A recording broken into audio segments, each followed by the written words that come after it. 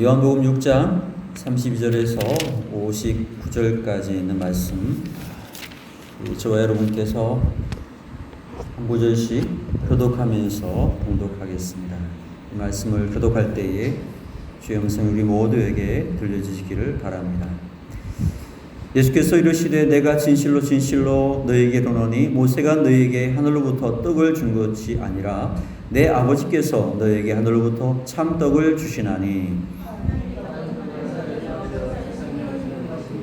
그들이 이르되 주여 이 떡을 항상 우리에게 주소서.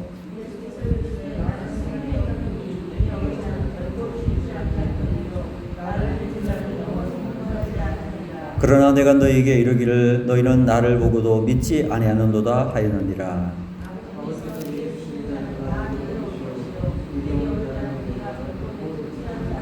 내가 하늘에서 내려온 것은 내 뜻을 행하려 함이 아니요 나를 보내신 이의 뜻을 행하려 함이니라.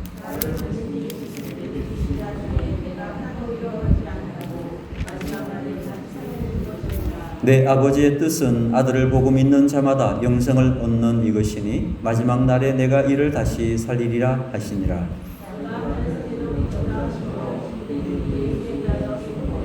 이르되 이는 요셉의 아들 예수가 아니냐. 그 부모를 우리가 아는데 자기가 지금 어찌하여 하늘에서 내려왔다 하느냐.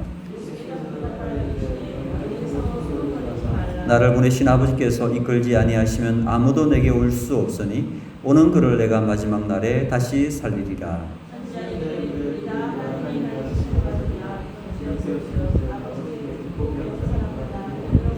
이는 아버지를 본 자가 있다는 것이 아니니라. 오직 하나님께로서 온 자만 아버지를 보았느니라. 내가 곧 생명의 떡이니라. 이는 하늘에서 내려오는 떡이니 사람으로 하여금 먹고 죽지 아니하게 하려는 것이라.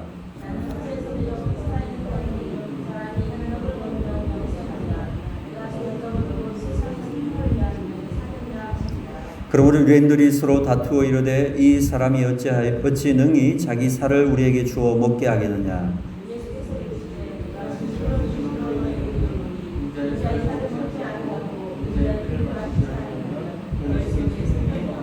내 살을 먹고 내 피를 마시는 자는 영생을 가졌고 마지막 날에 내가 그를 다시 살리리니. 내 살을 먹고 내 피를 마시는 자는 내 안에 거하고 나도 그의 안에 거하나니.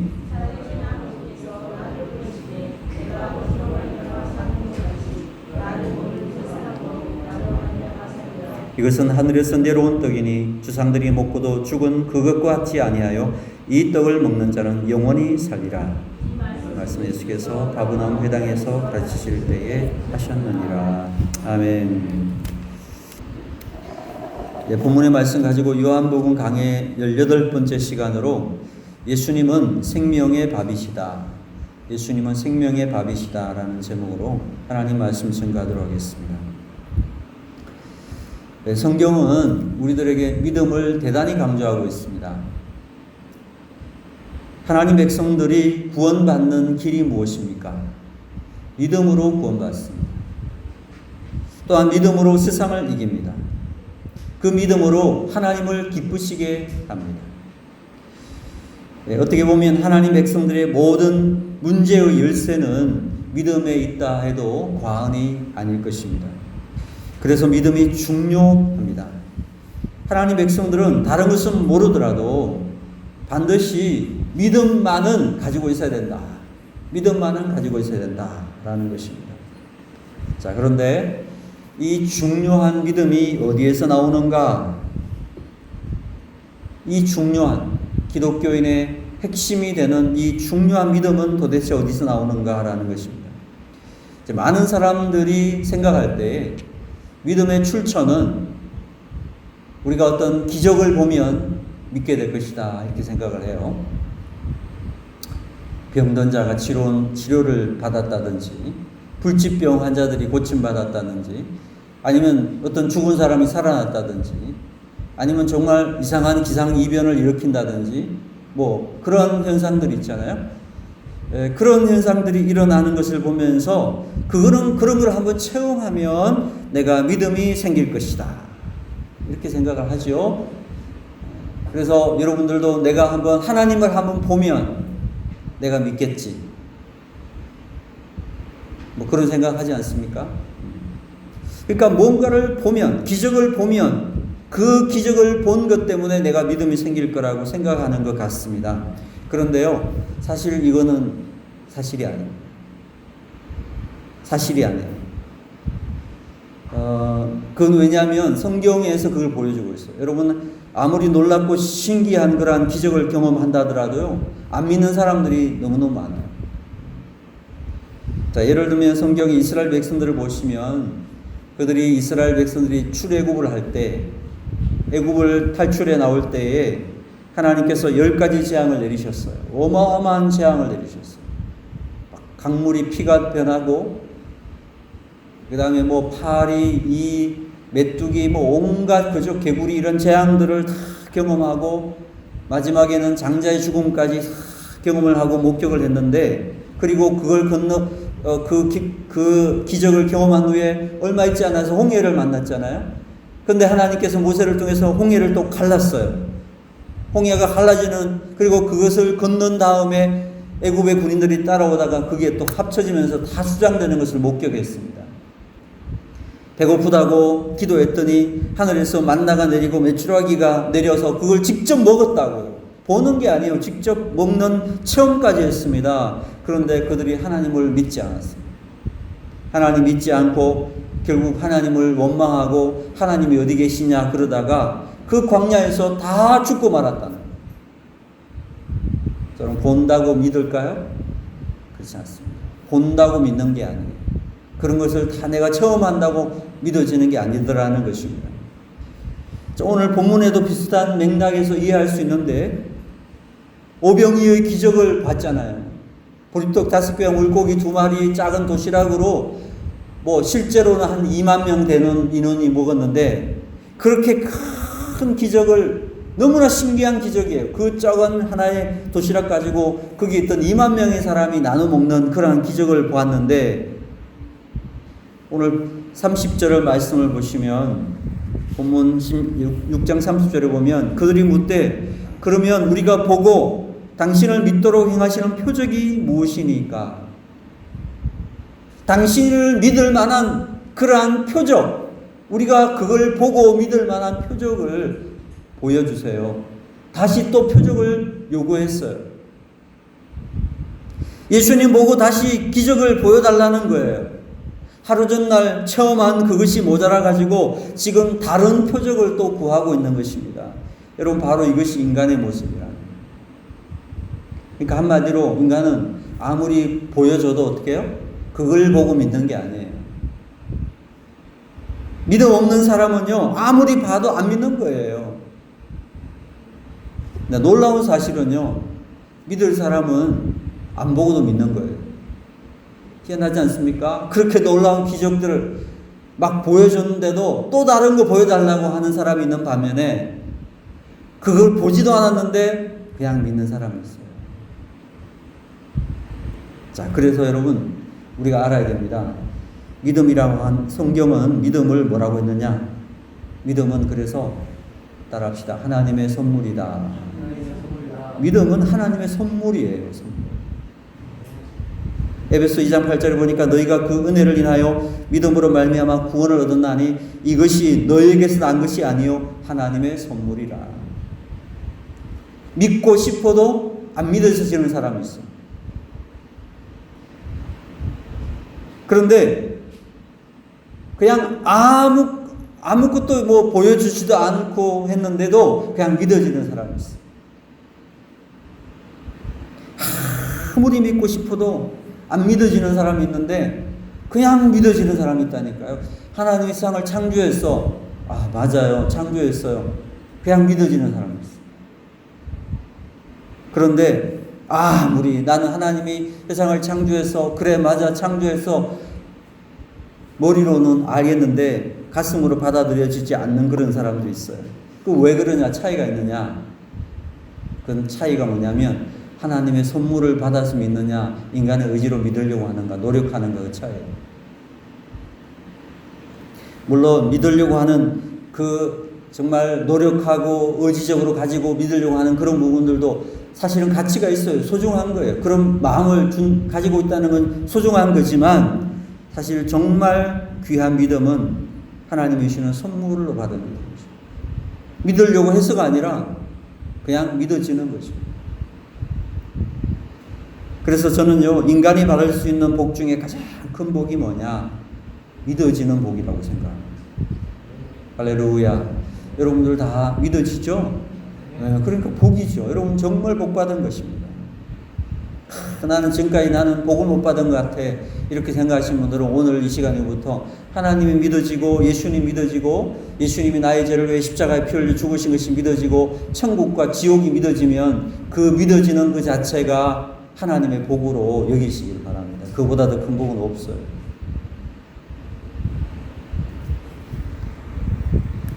우리가 부귀영화는 구할 줄 알면서도 사실 하나님께 주시는 이 하나님의 선물인 믿음을 구하지 않는 사람들이 있습니다. 그래서 여러분 더 중요한 금보다 귀한 믿음이라고 그랬어요. 여러분 금이 참 귀하지요?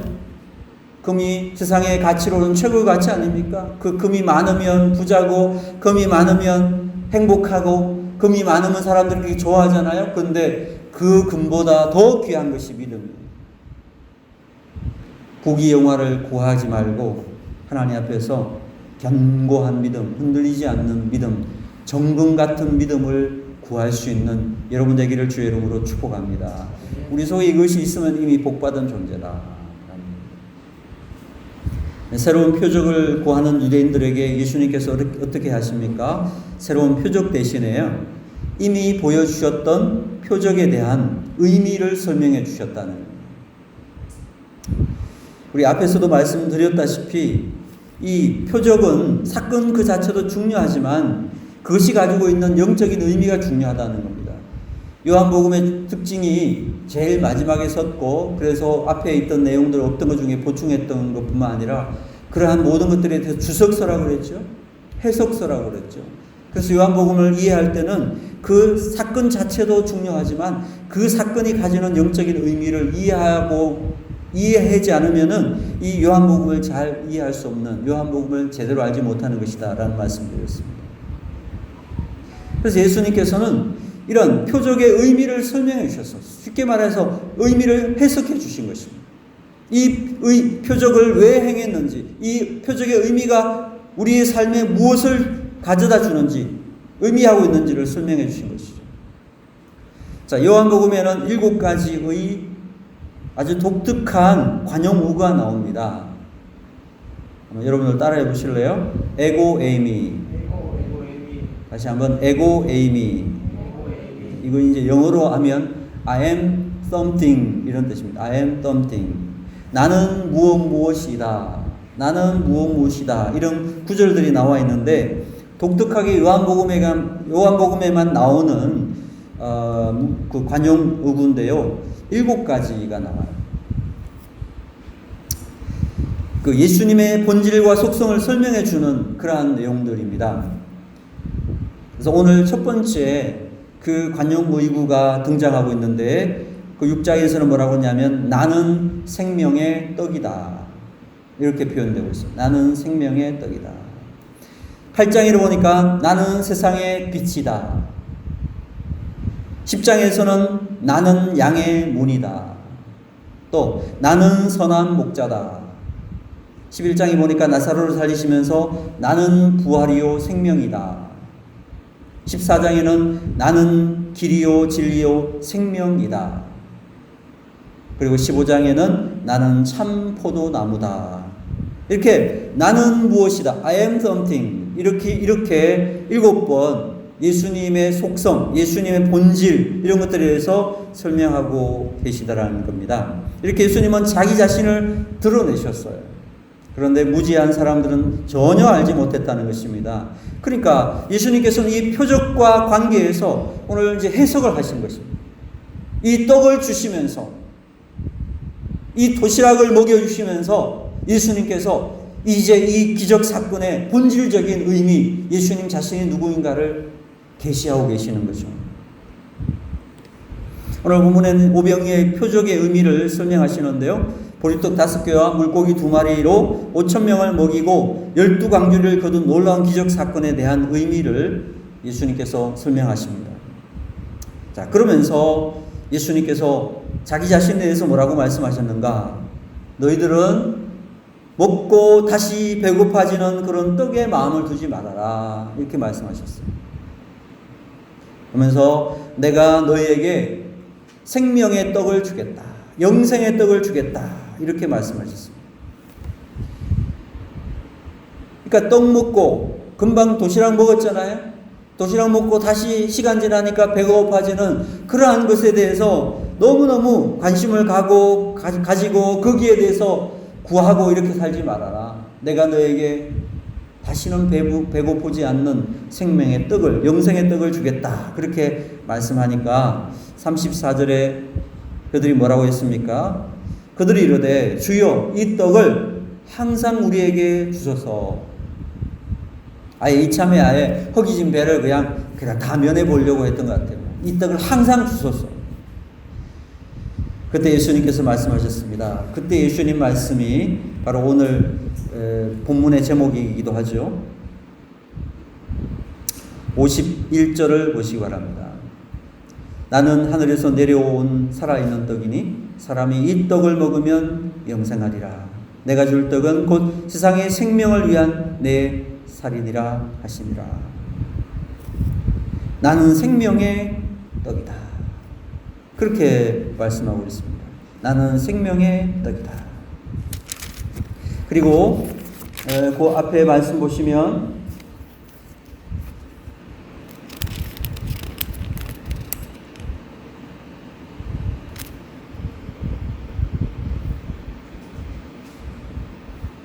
32절 보시면 예수께서 이르시되 내가 진실로 진실로 너에게 이르노니 모세가 너에게 하늘로부터 떡을 준 것이 아니라 내 아버지께서 너에게 하늘로부터 참떡을 주시나니 하나님의 떡은 하늘에서 내려 세상에 생명을 주는 것이니라. 모세가 준 떡이 무엇입니까? 만나죠. 만나와 일출하게 했는데 만나를 모세가 줬는데 그것을 먹은 사람들은 다시 배고프고 다시 먹어야 했지만은 하나님이 내려주시는 이 떡을 먹는 사람은 생명을 누릴 수가 있을 것이다. 그리고 예수님께서 말씀하신 게 35절이죠. 같이 읽습니다. 35절 시작. 예수께서 이르시되 나는 생명의 떡이니 내게 오는 자는 결코 줄이지 아니할 터이요 나를 믿는 자는 영원히 목마르지 아니하리라. 아멘. 인간의 배고픔을 해결하기 위해 가지고 이 떡을 줘가지고 다시는 허기지지 않게 이 떡을 좀 주십시오. 항상 우리에게 주십시오. 이렇게 이야기할 때 예수님께서 나는 생명의 떡이니 내게 오는 자는 결코 줄이지 아니할 것이고 나를 믿는 자는 영원히 목마르지 아니할 것이다. 이 떡이 곧 예수 그리스도 자신인 것을 말씀하셨습니다. 자, 예수님께서는요 이 기적 사건 표적을 통해서 자기 자신이 하나님의 아들 그리스도이심을 믿게 하려는 그러한 첫째 목적이 있었어요. 그런데 그것과 함께 이 표적에 숨겨진 이면에 새로운 의미가 있었다는 것입니다. 그게 우리로 깨닫게 하기 원하는데 이 오병이의 기적을 통해서 주님께서 자기 자신을 보여주시고 싶은 것은 뭐냐 하면 예수 그리스도가 자신이 생명의 떡이라는 것입니다. 영생의 떡이라는 것입니다. 만나를 먹은 자는 다시 배에 고팠습니다. 우리가 밥을 먹죠? 육신의 허기진 배를 채우기 위해 밥을 먹으면 몇 시간 지나고 나면 다시 배고픕니다. 그래서 먹지 않으면 죽습니다. 그런데 예수님은 생명의 떡이시라는 거예요. 이 떡을 먹는 자는 영원히 목마르지 않을 것이고 영원히 배고프지 않을 것이다. 영생할 것이라고 했습니다. 할렐루야. 그것을 소개하고 있는 거예요. 여러분, 나는 생명의 떡이다. 이 말씀 무슨 뜻일까요? 이 떡이 예수님이시니까 예수님이 어떤 분인가를 알아야 된다는 것입니다. 또 이 떡을 먹으라는 말씀 무슨 뜻이겠습니까? 떡을 먹음으로써 우리는 예수님과 교제를 할 수 있고 예수님의 참모습을 알 수 있게 된다는 것입니다. 여기 떡이라는 말은 원래 헬라어에서는 빵이라고 그랬어요. 빵. 빵은 히브리인들의 주식입니다. 매일의 주식입니다. 우리말 번역에는 생명의 떡이다 이렇게 되어 있는데 우리 정서에 맞는 정확한 번역을 하자면 생명의 밥인 겁니다. 생명의 밥. 여러분 우리가 날마다 밥 먹고 살지 떡 먹고 살지는 않습니다. 우리가 매일 먹는 주식이 밥이죠. 그러니까 히브리인들이 매일 먹는 주식이 빵이에요. 그러니까 그 빵을 브레드라고 했는데 그거를 우리말로 번역할 때 떡이라고 번역해 버렸어요. 그러니까 사실은 떡보다는 가까운 게 밥인 것입니다. 나는 생명의 밥이다. 그래서 제가 좀 센스 있게 오늘 밥이라고 번역을 하고 그렇게 설교 제목에 적었습니다. 예수님 우리가 날마다 먹는 새끼 밥과 같은 분이다. 새끼 밥과 같은 분이다. 라는 것입니다. 예수님은 생명의 밥이신데 세 가지 영적 의미가 담겨 있습니다. 첫째, 밥은 생명을 위한 필수적인 음식입니다. 여러분 밥은요 절대로 사치품이 아닙니다. 밥은 먹어도 되고 안 먹어도 되는 것이 아닙니다. 선택사항이 아닙니다. 죽지 않으려면 밥을 먹어야 합니다. 그것은 선택사항이 아니라 필수사항입니다. 반드시 먹어야 되는 겁니다. 생존하려면 먹어야 되는 것이 밥입니다. 그러므로 밥 먹는 것은 자랑일 수가 없는 것입니다. 나는 오늘 밥 세끼 먹었어요. 자랑이 안 되죠. 물론 아주 가난하고 굶주린 나라에서야 자랑이 될 수 있겠지만 우리나라에서는 밥 세끼 먹었다고 자랑하는 사람은 없습니다. 나는 오늘 밥 5끼 먹었어요. 그러면 여러분 뭐라고 그럽니까? 이 밥버러지야 이렇게 이야기하죠. 요거도 먹습니다. 오히려. 그죠? 그것은 자랑거리가 되지 않습니다. 밥 먹는 것이 자랑이 될 수 없는 것. 왜 그러냐? 우리의 삶의 필수, 생존을 위해 필수적인 것이기 때문에 그렇습니다. 예수님의 생명의 밥이라는 것은 무슨 의미이겠습니까? 예수님은 우리의 삶의 액세서리가 아니라는 것입니다. 예수님은 우리의 삶의 그만인 존재가 아니라는 것입니다.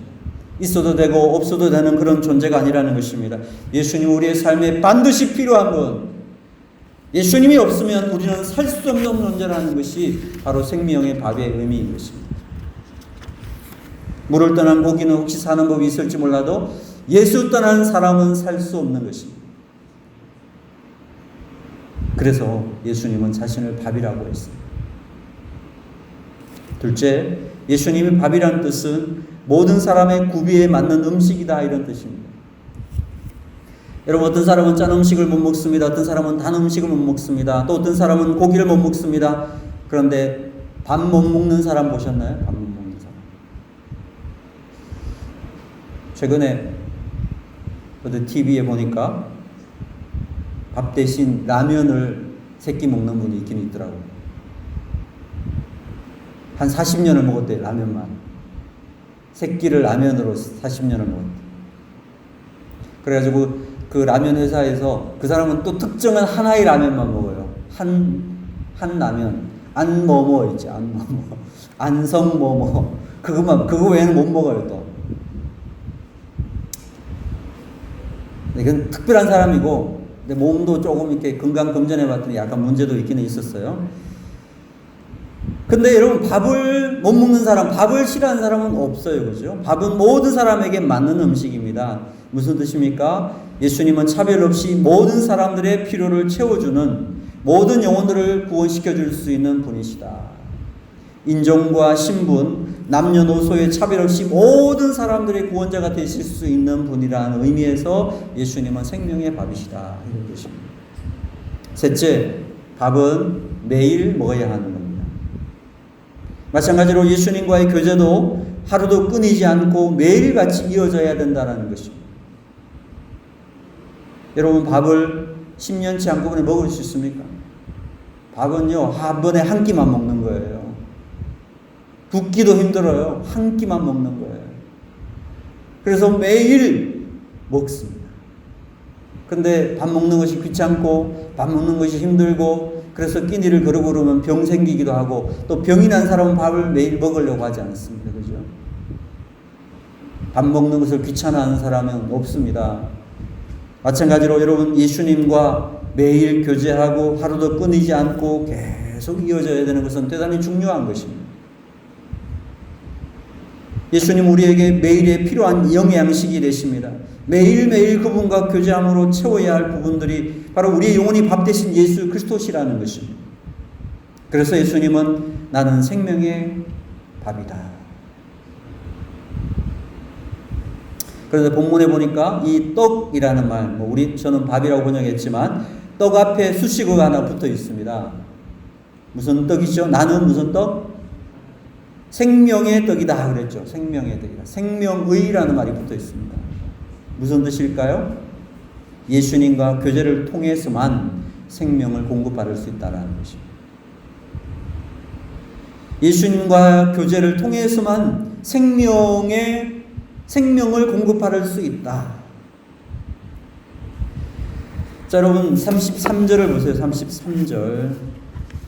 33절 같이 읽겠습니다. 시작. 하나님의 떡은 하늘에서 내려 세상에 생명을 주는 것이니라. 아멘. 35절을 읽겠습니다. 시작. 예수께서 이르시되 나는 생명의 떡이니 이게 오는 자는 결코 줄이지 아니할 터이요 나를 믿는 자는 영원히 목마르지 아니하리라.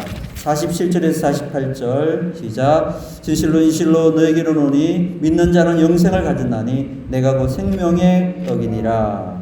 55절에서 57절 시작. 내 살은 참된 양식이요 내 피는 참된 음료로다. 내 살을 먹고 내 피를 마시는 자는 내 안에 거하고 나도 그의 안에 거하나니 살아계신 아버지께서 나를 보내심에 내가 아버지로 말미암아 사는 것 같이 나를 먹는 그 사람도 나로 말미암아 살리라. 아멘. 자, 여기 계속 강조되고 있는 것이 무엇입니까? 예수님을 먹어야 된다는 거예요. 예수님을 먹으라는 거예요, 여러분. 우리가 무슨 식인종입니까? 아니에요. 여기 의미가 있죠. 내 살을 먹고 내 피를 마시지 않으면 나와 상관이 없다 그랬고요. 그것을 먹어야 산다라는 거예요. 그래야지 생명을 얻는다는 거예요. 무엇을 강조하는 것입니까? 예수님과의 교제입니다. 교제. 예수님과의 교제를 통해서만 생명이 주어질 수 있다라는 것입니다. 예수님과의 매일의 교제를 통해서 우리는 풍성한 삶을 살아갈 수 있다라는 거예요. 예수님과 교제를 떠나면 생명 얻을 수 있는 존재는 단 한 사람도 없다는 것입니다. 이런 의미에서 예수님은 우리의 생명의 떡이 되신다, 밥이 되신다라는 것입니다. 여러분, 우리가 육체의 생명을 어떻게 건강을 유지할 수 있습니까? 신선한 음식을 매일 먹어주는 거죠. 음식 먹지 않고 건강을 유지할 수 있는 사람이 있습니까? 없습니다. 먹어야 건강을 유지할 수 있고, 어떤 음식을 먹어야 됩니까? 그것도 신선한 걸 먹어야 되죠. 여러분, 채소나 과일이 싱싱한 것을 먹을수록 건강성이 높아지는 것입니다. 아무리 위장이 튼튼한 사람도요, 상한 음식, 거친 음식, 맵고 짜고 뜨거운 이런 음식만 계속 섭취하면 위암 걸리게 돼 있어요. 건강을 잃게 돼 있다라는 것입니다. 신선하고 생명이 가득 찬 음식을 먹어야 생명이 건강하게 유지될 수 있는 것처럼 우리의 영혼도 마찬가지입니다. 생명이신 예수님과의 교제를 통해서 예수님을 먹고 예수님을 마시고 예수님과 함께하는 그 순간 우리가 그러한 시간들이 쌓일 때에 우리 영적으로 건강하게 세상을 이길 수 있는 믿음 가운데에 살아갈 수 있게 된다라는 것입니다. 그런데 우리는 예수님 외에 자꾸 상한 것을 많이 먹는 것 같아요. 세상의 것들을 자꾸 섭취하다 보면 우리의 영혼이 죽습니다. 세상의 유혹에 빨려들 수밖에 없는 것입니다. 예수님 외에 딴 것을 자꾸 찾다 보면, 예수님 외에 딴 것으로 배부리려 하다 보면 결국 우리 영혼이 병들 수밖에 없는 거예요. 우리 교회 성장학자가 그런 이야기를 한 적이 있습니다. 멀쩡하던 믿음 좋은 성도들 중에 주일날 4번만 결석하면요, 시험 든다는 말이 있어요. 믿음이 흔들린다는 거예요. 주일날 4번 결석하는 순간부터 믿음이 흔들린다는 말이 있어요. 왜 그렇습니까? 예수님 외에 딴 것을 너무 많이 먹다 보면 병든다는 것이죠. 그러므로 여러분, 우리 영혼이 살아나고 생명력이 충만하게 되는 비결이 무엇일까요? 생명의 밥이신 예수님을 부지런히 매일 끼니 때마다 먹으라는 것입니다. 할렐루야. 그분과 교제하고 그분을 누리고 그분과 매일 동행하는 삶을 살아가라는 것입니다. 저와 여러분이 매일매일 주님과 교제함을 통해서 생명을 얻되 풍성히 얻고 건강하게 이 땅 가운데 주님의 거룩한 영향을 미칠 수 있는 주의 종들 되기를 주의 이름으로 축복합니다. 예수님께서 자기를 생명의 밥이라고 그렇게 이야기하니까, 떡이라고 하니까 유대인들이 수군거리기 시작했습니다.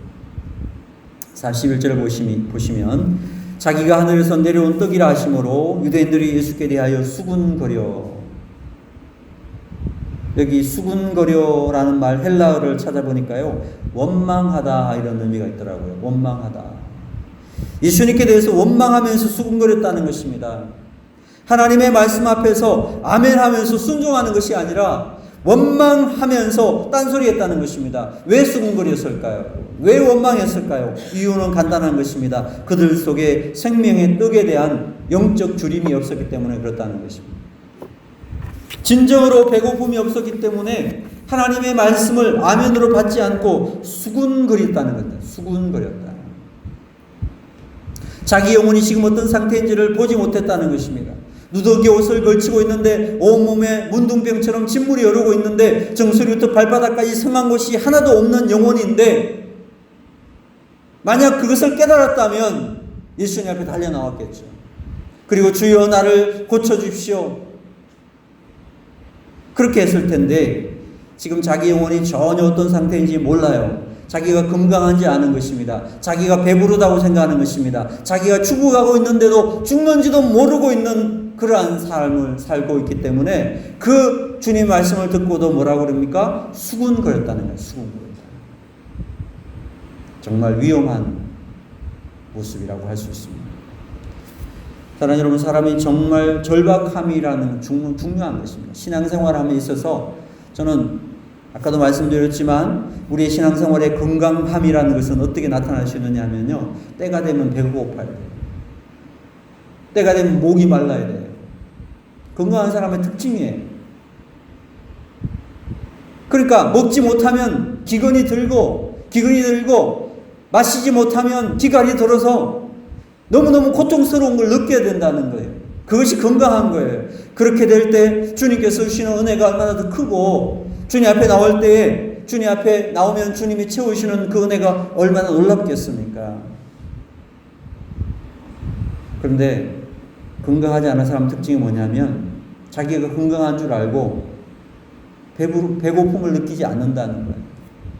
주의 말씀 앞에서 말씀에 대한 갈급함이 없다는 거예요. 말씀의 생수에 대한 갈급함이 생기지 않는다는 것입니다. 안타까운 일이요, 위험한 일이라는 것입니다.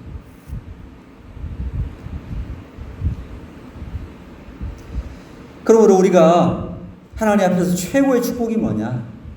하나님 앞에 하나님이 주시는 복 중에 복이 여러분 이것입니다. 믿음이 복이라고 그랬죠. 또 다른 복이 이것입니다.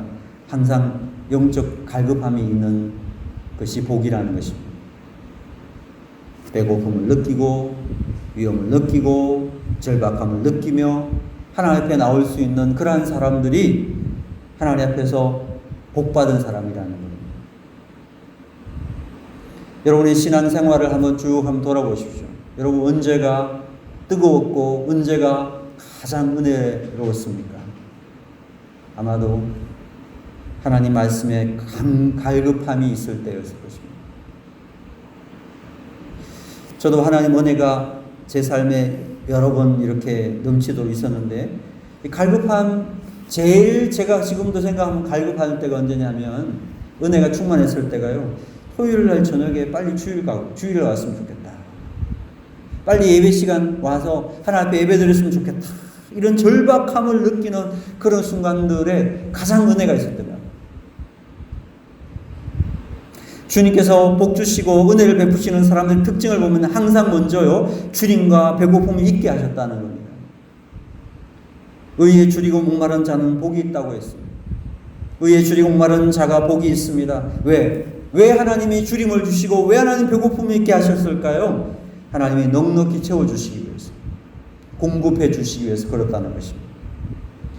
그러므로 여러분 하나님 앞에서 목마르고 주린 영혼이 될 수 있게 되기를 주의 이름으로 축복합니다. 세상이 것에 대해서 줄이고 목마른 것이 아니라 의에 대해서 목마르시고 은혜에 대해서 줄이고 목마른 자가 되시기를 주의 이름으로 축복합니다. 그럴 때 하나님께서 여러분 만족하게 충만하게 배부르게 채우실 줄로 믿습니다. 배부르다 못해 12광주리가 남도록 채우실 줄로 믿습니다. 오늘 본문 말씀 중에 가장 중요한 구절은 44절이라고 할 수 있습니다. 44절을 같이 보겠습니다. 시작. 나를 보내신 아버지께서 이끌지 아니하시면 아무도 내게 올 수 없으니 오는 그를 내가 마지막 날에 다시 살리리라. 아멘. 이 말씀 우리에게 소망을 주는 말씀이라고 할 수 있습니다. 이 보니까 아버지께서 우리를 이끌어 주신다라고 말씀했습니다. 우리가 가는 길을 우리가 이끄는 것이 아니라 하나님께서 이끌어 주신다라는 것입니다. 바로 이것이 하나님의 은혜인 것입니다.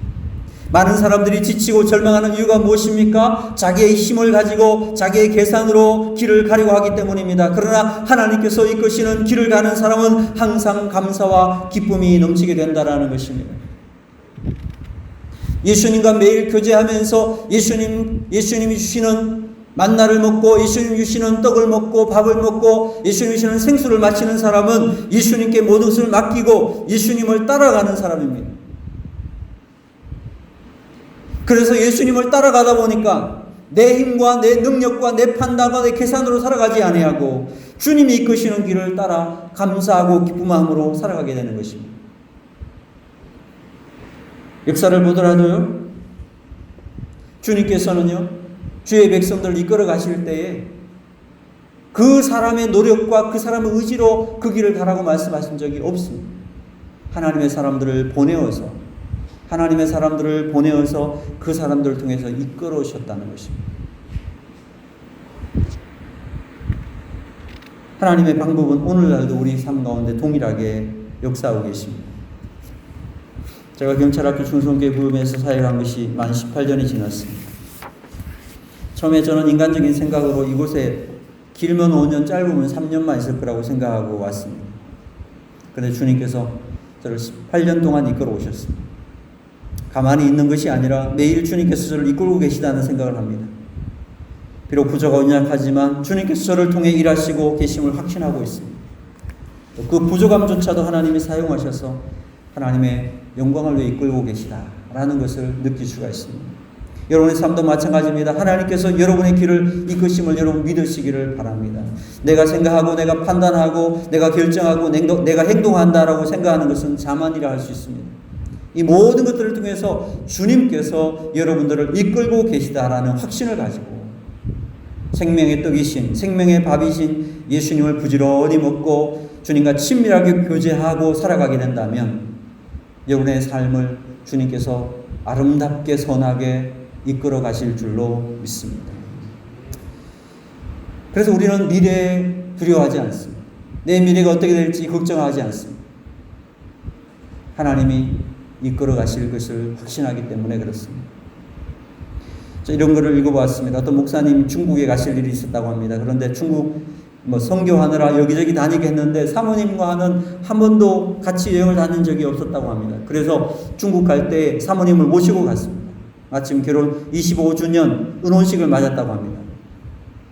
그런데 중국에 있는 친구들과 같이 식사를 하면서 오늘은 보통 날이 아니니까 같이 차를 마십시다. 그래서 근처에 있는 세계적으로 유명한 중국인 화가 자오이라고 하는 분의 화실을 찾게 되었다고 합니다. 이분을 목사님이 개인적으로 알고 친했다고 합니다. 차를 마시다가 난데없이 이 화가 친구가 도화지를 하나 갖다 놓더니만은 여기 모인 우리 7명이 합작으로 그림을 그리자 이렇게 제안을 했다고 해요. 그런데 그 중에서 목사님이 제일 그림 실력이 없었다고 합니다. 그래서 자기가 그림을 그릴 때에 짝대기 몇 개만 그었다고 합니다. 다음 사람은 거기다 잎을 그리고 다음 사람은 꽃을 그리고 이렇게 6명이 다 그림을 그렸습니다. 그리고 마지막에 이 화가인 자오이가 가피를 했습니다. 거기다가 덧칠을 하면서 그림을 그리는데 그 그림에다가 말 2마리를 그리더래요. 그리더니 그림이 점점 이상한 그림이 점점 그럴듯한 그림으로 바뀌기 시작했습니다. 그리고 붓을 몇 번 더 놀리니까 마치 처음부터 명작이었던 것처럼 멋진 작품으로 탄생을 했다는 것입니다. 거기 있는 모든 사람들이 탄성을 지르면서 놀랐다는 것입니다. 야, 대가가 손 몇 번을 대니까 이렇게 명작으로 바뀌는구나. 그리고 그 그림에 이런 글을 써주더라는 것입니다. 인생은 험한 길이다. 그러나 두 사람이 같이 한 길이었기에 외롭지 않았다. 그러면서 결혼 25주년을 기념하여 그래서 낙과를 찍어주더라는 거예요. 여러분, 이 그림이 목사님 집에 가보가 되었을까요? 안 되었을까요? 당연히 되었겠죠. 목사님이 이렇게 이야기를 적고 있었습니다. 나도 30년 이상 목회를 하다 보니 실수도 많고 잘못된 것이 참 많았다. 하지만 하나님께서 이 그림처럼 훌륭하게 마무리해 주시는 것 같다. 좌우의 화백이 말 두 마리를 그리고 붓을 몇 번 이리저리 놀리니까 그 보잘것없던 그림이 아름다운 명작으로 변화되는 것처럼 주님께서도 내 삶과 사역을 그렇게 해 주실 것이다.